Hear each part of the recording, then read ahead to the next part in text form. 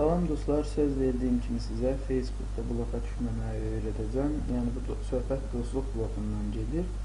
Bu çox sadə bir yoldur və bəlkə də bəziləriniz bunu bilirsiniz, amma məncə sizə kömək edə biləcəm. Əvvəlcə öz Facebook profilimizə daxil olaq.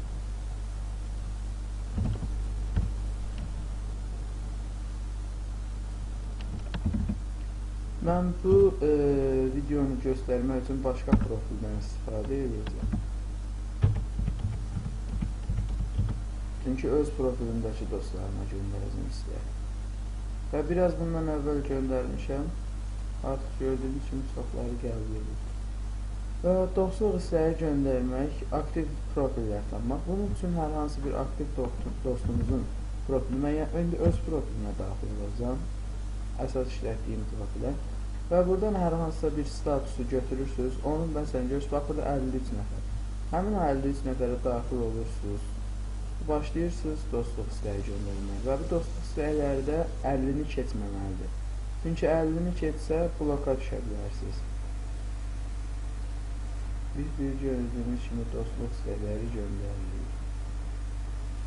Dostluq istəyini göndərəndən təxminən 15-20 dəqiqə gözləyəndən sonra bunu etməlisiniz. Mən indi eləyəcəm, amma siz 15-20 dəqiqə gözləyin ki, dostluq istəkləri qəbul olsun.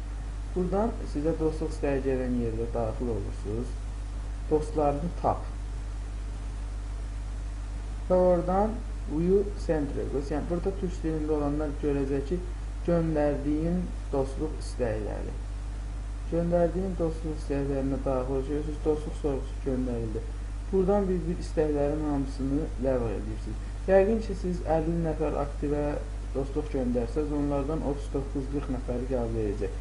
Geriyə qalan 10 nəfəri isə buradan təmizləməlisiniz ki, sizin Facebook profiliniz bloka düşməsin və antibloklar boş şeydir hamısı. Çünki mən hətta pulla da antiblok qoşdurmuşam, amma işə yaramayıbdır.